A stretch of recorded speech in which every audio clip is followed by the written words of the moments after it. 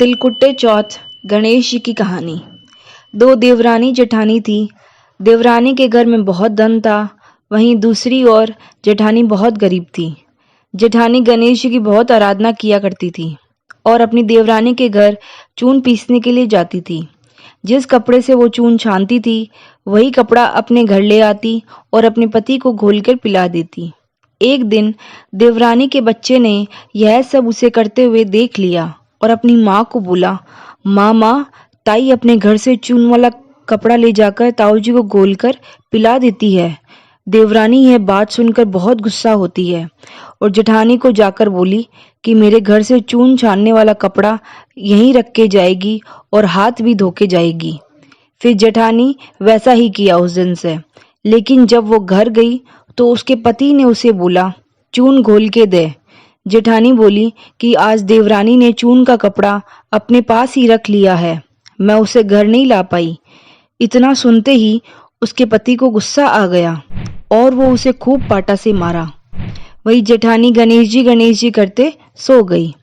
फिर गणेश जी आए और बोले कि तू सो क्यों रही है? वो बोली कि देवरानी के घर से जो चून छानने वाला कपड़ा मैं अपने पति को घोल के पिलाती थी, लेकिन आज मैं कपड़ा घर नहीं ला पाई और मैं अपने पति को नहीं पिला सकी, तो पति को गुस्सा आ गया और मेरे को खूब पाटा से मारा है। गणेश जी बोले कि आज मैं घर घर से तिलकुट्टा खा के आया हूँ, मुझे शंका हो रही है तो मैं कहाँ निमटूं? जेठानी बोली कि महाराज बहुत जगह है, चाहे वहीं निमट लो। गणेश जी बोले निमट तो मैं लिया, अब साफ कहाँ करूं? जेठानी को इतना सुनते ही गुस्सा आ गया। वो बोली मेरे सर पर साफ कर लो। गणेश जी ने सचमुच में उसके सर से साफ कर लिया और चले गए। थोड़ी देर बाद वो उठती है तो देखती है कि सारा घर हीरा से जगमगा रहा है और उसका सर भी चमचम कर रहा है। इतना सारा धन बटोरने लगी तो उसे देवरानी के घर जाने में देरी हो गई। वहीं देवरानी ने अपने बच्चे को भेजा कि जाके देख के आ कि आज तेरी ताई आई क्यों नहीं है। बच्चे ने आकर देखा तो दंग रह गया।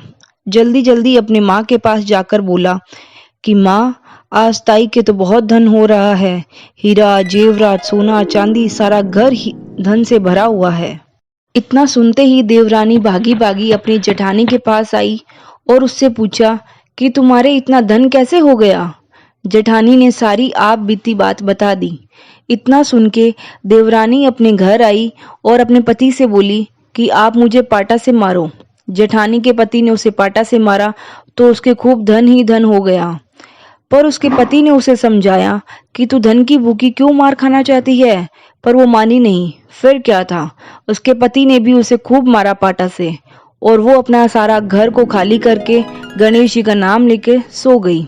गणेश जी आए और बोले मैं कहाँ निमटूं? वो बोली महाराज, जेठानी का तो घर छोटा सा था पर मेरा घर बहुत बड़ा है, आपकी जहाँ इच्छा हो वहीं निमट लो। गणेश जी ने सारा घर में निमट लिया और फिर पूछा निमट तो मैं लिया, अब मैं साफ कहाँ करूं? तो वो बोली मेरे सर से साफ कर लो। गणेश जी ने वैसा ही किया, उसके सर से साफ करके अंतर्ध्यान हो गए। थोड़ी देर बाद जब वो उठती है तो देखती है सारा घर कूड़े से भरा हुआ है और उसका सर भी कूड़े से लदलद है। फिर देवरानी बोली हे महाराज, मेरे साथ आपने कपट किया है, जेठानी को तो खूब धन दिया है और मेरे को कूड़ा।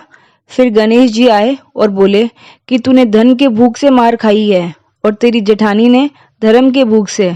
देवरानी बोली कि महाराज यह अपनी लीला समेटो, मुझे ऐसा धन नहीं चाहिए। गणेश जी बोले कि तू अपने धन में से आधा धन जब जेठानी को दे देगी तब मैं अपनी सारी लीला समेट लूंगा। तो देवरानी ने झट से अपने धन में से आधा धन जेठानी को दे दिया और उधर गणेश जी ने भी अपनी लीला समेट ली। हे गणेश जी महाराज, देवरानी को जैसा दिया वैसा किसी को मत देना, जेठानी को जैसा दिया वैसा सबको देना।